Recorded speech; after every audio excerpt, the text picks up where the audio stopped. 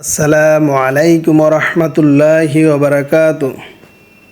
কাছে এবং দূরে, দেশ এবং দেশের বাহিরে যে যেখান থেকে আমার ভিডিওটি এই মুহূর্তে দেখতেছেন, আশা করি সকলে আল্লাহর রহমতে ভালো আছেন।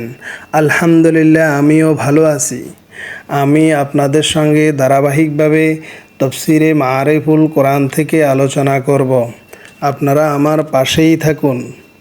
হজরত মাওলানা মুফতি মোহাম্মদ শফি রহমতুল্লাহ উপমহাদেশের অন্যতম শীর্ষস্থানীয় আলেম, ইসলামী চিন্তাবিদ, মুফাসসিরে কোরআন, লেখক, গ্রন্থকার। ইসলাম সম্পর্কে বিশেষ করে পবিত্র কোরআনের ব্যাখ্যা বিশ্লেষণে তার সুগভীর পাণ্ডিত্য উপমহাদেশের সীমা ছাড়িয়ে তাকে আন্তর্জাতিক পর্যায়েও খ্যাতিমান করেছে। তার গ্রন্থসমূহের মধ্যে তাফসীরে মাআরিফুল কোরআন একটি অনন্য ও অসাধারণ গ্রন্থ। উর্দু ভাষায় লেখা প্রায় ৭,৫০০ পৃষ্ঠার বিশ্বনন্দিত এই তফসির গ্রন্থটি পাঠ করে যাতে বাংলাভাষী পাঠকগণ পবিত্র কোরআন চর্চায় আরও বেশি অনুপ্রাণিত হয় এবং পবিত্র কোরআনের মর্মবাণী ও শিক্ষা অনুধাবন করে নিজেদের জীবনে তা বাস্তবায়ন করতে পারে। এই মহান লক্ষ্যে সামনে রেখে ইসলামিক ফাউন্ডেশন 1980 সাল থেকে এর তর্জমা কাজ শুরু করে। ইসলামিক ফাউন্ডেশনের অনুবাদ প্রকল্পের আওতায় এই গ্রন্থটি তর্জমার জন্য খ্যাতনামা আলেম ও ইসলামী চিন্তাবিদ মাওলানা মুহিউদ্দিন খানকে দায়িত্ব দেওয়া হয়। তিনি 8 খণ্ডে তফসিরটির তর্জমার কাজ সম্পূর্ণ করেন। সূরা ফালাক, পর্ব 1। এই সূরার সংক্ষিপ্ত সারমর্মমূলক আলোচনা তাফসীরে মাআরিফুল কোরআন থেকে এখন আপনাদের সঙ্গে আমি আলোচনা করব। এই সূরাটি মদিনায় অবতীর্ণ, আয়াত সংখ্যা 5। বিসমিল্লাহির রহমানির রহিম।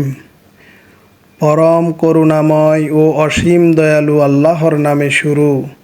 কুল আউযু বিরাব্বিল ফালাক। অর্থ, বলুন আমি আশ্রয় গ্রহণ করছি প্রভাতের পালনকর্তার। মিন শাররি মা খলাক। তিনি যা সৃষ্টি করেছেন তার অনিষ্ট থেকে। অমিন শাররি গাসিকিন ইযা ওয়াকাব। অন্ধকার রাত্রির অনিষ্ট থেকে যখন তার সমাগত হয়। অমিন শাররিন নাফাসাতি ফিল উকাদ। গ্রন্থিতে ফুৎকার দিয়ে জাদুকারিনীদের অনিষ্ট থেকে। অমিন শাররি হাসিদিন ইযা হাসাদ।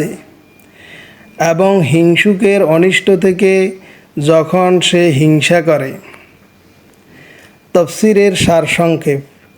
আল্লাহর কাছে আশ্রয় চাওয়া ও অপরকে তার শিক্ষা দেওয়ার মূল উদ্দেশ্য তার উপর তাওয়াক্কুল তথা পুরোপুরি ভরসা করা ও ভরসা করার শিক্ষা দেওয়া। অতএব আপনি নিজে আশ্রয় চাওয়ার জন্য এবং অপরকে তার শিক্ষা দেওয়ার জন্য এরূপ বলুন, আমি প্রভাতের মালিকের আশ্রয় গ্রহণ করছি সকল সৃষ্টির অনিষ্ট থেকে, বিশেষত অন্ধকার রাত্রির অনিষ্ট থেকে যখন তার সমাগত হয়। রাত্রিতে অনিষ্ট ও বিপদাপদের সম্ভাবনা বর্ণনা সাপেক্ষ নয়। গ্রন্থিতে ফুৎকার দিয়ে জাদুকারিনীদের অনিষ্ট থেকে এবং হিংসুকের অনিষ্ট থেকে যখন সে হিংসা করে।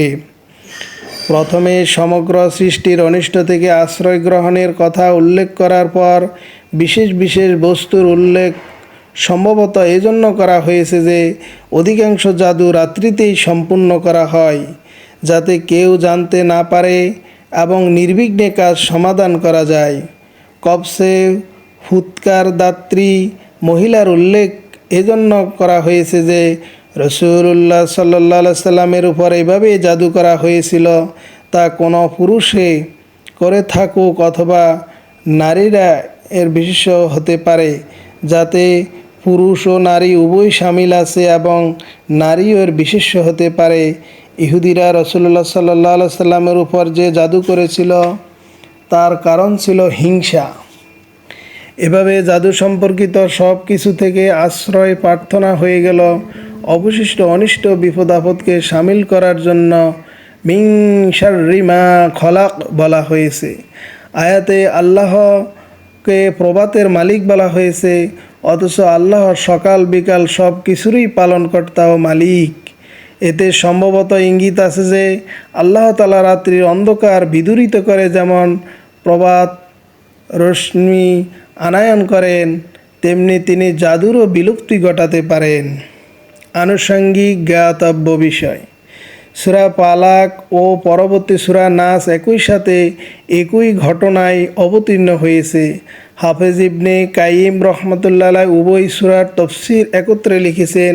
তাতে বলেছেন যে এই সূরাদ্বয়ের উপকারিতা ও কল্যাণ অপরিসীম এবং মানুষের জন্য এই দুটি সূরার প্রয়োজন অত্যধিক। বদনজর এবং সমস্ত দৈহিক ও আর্থিক অনিষ্ট দূর করায় এই সূরাদ্বয়ের কার্যকারিতা অনেক। সত্যি বলতে কি, মানুষের জন্য শ্বাস প্রশ্বাস, পানাহার ও পোশাক পরিচ্ছদ যতটুকু প্রয়োজনীয়, এই সূরাদ্বয় তার চেয়ে বেশি প্রয়োজনীয়। মসনদে আহমদে বর্ণিত আছে, জৈনিক ইহুদি রাসূলুল্লাহ সাল্লাল্লাহু আলাইহি সাল্লামের উপর জাদু করেছিল, ফলে তিনি অসুস্থ হয়ে পড়েন। জিব্রাইল আগমন করে সংবাদ দিলেন যে জৈনিক ইহুদি জাদু করেছে এবং যে জিনিসে জাদু করা হয়েছে তা অমুক কূপের মধ্যে আছে। রাসূলুল্লাহ সাল্লাল্লাহু আলাইহি সাল্লাম লোক পাঠিয়ে সেই জিনিস কূপ থেকে উদ্ধার করে আনলেন। তাদের কয়েকটি গ্রন্থি ছিল। তিনি গ্রন্থিগুলো খুলে দেওয়ার সাথে সাথে সম্পূর্ণ সুস্থ হয়ে শয্যা ত্যাগ করেন। জিব্রাইল ইহুদির নাম বলে দিয়েছিলেন এবং রাসূলুল্লাহ সাল্লাল্লাহু আলাইহি সাল্লাম তাকে চিনতেন, কিন্তু ব্যক্তিগত ব্যাপারে কারো কাছ থেকে প্রতিশোধ নেওয়ার অভ্যাস তার কোনো দিনই ছিল না। তাই আজীবন এই ইহুদিকে কিছু বলেননি এবং তার উপস্থিতিতে মুখমণ্ডলে কোনোরূপ অভিযোগের চিহ্ন প্রকাশ করেননি। কপট বিশ্বাসী হওয়ার কারণে ইহুদি রীতিমতো দরবারে হাজির হতো। সহিহ বুখারীতে হযরত আয়েশা রাদিয়াল্লাহু আনহা থেকে বর্ণিত আছে, রাসূল সাল্লাল্লাহু আলাইহি সাল্লামের উপর জৈনিক ইহুদি জাদু করলে তা প্রভাবে তিনি মাঝে মাঝে দিশেহারা হয়ে পড়তেন এবং যে কাজটি করেননি তাও করেছেন বলে অনুভব করতেন। একদিন তিনি হযরত আম্মাজান আয়েশা রাদিয়াল্লাহু তাআলা আনহাকে বললেন, আমার রোগটা কি আল্লাহ তাআলা তা আমাকে বলে দিয়েছেন। স্বপ্নে দু ব্যক্তি আমার কাছে আসলো এবং একজন শিয়রের কাছে এবং অন্যজন পায়ের কাছে বসে গেল। শিয়রের কাছে উপবিষ্ট ব্যক্তি অন্যজনকে বলল, তার অসুখটা কি? অন্যজন বলল, ইনি জাদুগ্রস্ত। প্রথম ব্যক্তি জিজ্ঞেস করলো, কে জাদু করলো? উত্তর হলো, ইহুদিদের মিত্র মুনাফিক লবিদ ইবনে আসাম জাদু করেছে। আবার প্রশ্ন হলো, কি বস্তুতে জাদু করেছে? উত্তর হলো, একটি চিরুনিতে। আবার প্রশ্ন হলো, চিরুনিটি কোথায়? উত্তর হলো, খেজুর ফলের আবরণীতে বরজরওয়ান কূপের একটি পাথরের নিচে লুকিয়ে রাখা হয়েছে। অতঃপর রাসূলুল্লাহ সাল্লাল্লাহু আলাইহি সাল্লাম সেই কূপে গেলেন এবং বললেন, স্বপ্নে আমাকে এই কূপেই দেখানো হয়েছে। অতঃপর চিরুনিটি সেখান থেকে বের করে আনলেন। হযরত আয়েশা রাদিয়াল্লাহু তাআলা আনহা বললেন, আপনি ঘোষণা করলেন না কেন যে অমুক ব্যক্তি আমার উপর জাদু করেছে? রাসূলুল্লাহ সাল্লাল্লাহু আলাইহি সাল্লাম বললেন, আল্লাহ তাআলা আমাকে রোগ মুক্ত করেছেন, আমি কারো জন্য কষ্টের কারণ হতে চাই না। উদ্দেশ্য এ কথা ঘোষণা করলে মুসলমানরা তাকে হত্যা করত অথবা কষ্ট দিত। মসনদে আহমদের রায়াতে আছে, রাসূলুল্লাহ সাল্লাল্লাহু আলাইহি সাল্লামের এই অসুখ 6 মাস স্থায়ী হয়েছিল। কোনো কোনো রেওয়ায়েতে আরও আছে যে কতক সাহাবাই কিরাম জানতে পেরেছিলেন যে এই দুষ্কর্মের হোতা লবিদ ইবনে আসাম। তারা একদিন রাসূলুল্লাহ সাল্লাল্লাহু আলাইহি সাল্লামের কাছে এসে আরজ করলেন, আমরা এই পাপিষ্ঠকে হত্যা করব না কেন? তিনি তাদেরকে সেই উত্তর দিলেন যা হযরত আয়েশা রাদিয়াল্লাহু তাআলা আনহাকে দিয়েছিলেন। ইমাম সালাবি রহমতুল্লাহ রাতে আছে, জৈনিক বালক রসুল্লাহ সাল্লাহ সাল্লামের কাজকর্ম করত। ইহুদি তার মাধ্যমে রসুল্লাহ সাল্লাহ সাল্লামের চিরুনি হস্তগত করতে সক্ষম হয়। অতঃপর একটি তারে 11টি গ্রন্থি লাগিয়ে প্রত্যেক গ্রন্থিতে একটি করে সুই সংযুক্ত করে চিরুনি সহ সেই তার খেজুর ফলের আবরণীতে রেখে অতঃপর একটি কূপের প্রস্তর খণ্ডের নিচে রেখে দেওয়া হয়। আল্লাহ তাআলা 11 আয়াত বিশিষ্ট এই দুইটি সূরা নাজিল করলেন। রসুল্লাহ সাল্লাহ সাল্লাম প্রত্যেক গ্রন্থিতে এক আয়াত পাঠ করে তা খুলতে লাগলেন। গ্রন্থি খোলা সমাপ্ত হওয়ার সাথে সাথে তিনি অনুভব করলেন যেন একটি বোঝা নিজের উপর থেকে সরে গেছে। ইবনে কাসির। আজকে এই পর্যন্তই।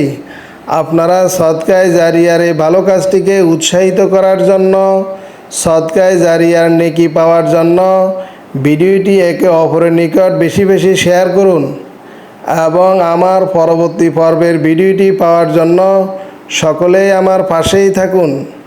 সবাই ভালো থাকবেন, সুস্থ থাকবেন। আল্লাহ হাফেজ।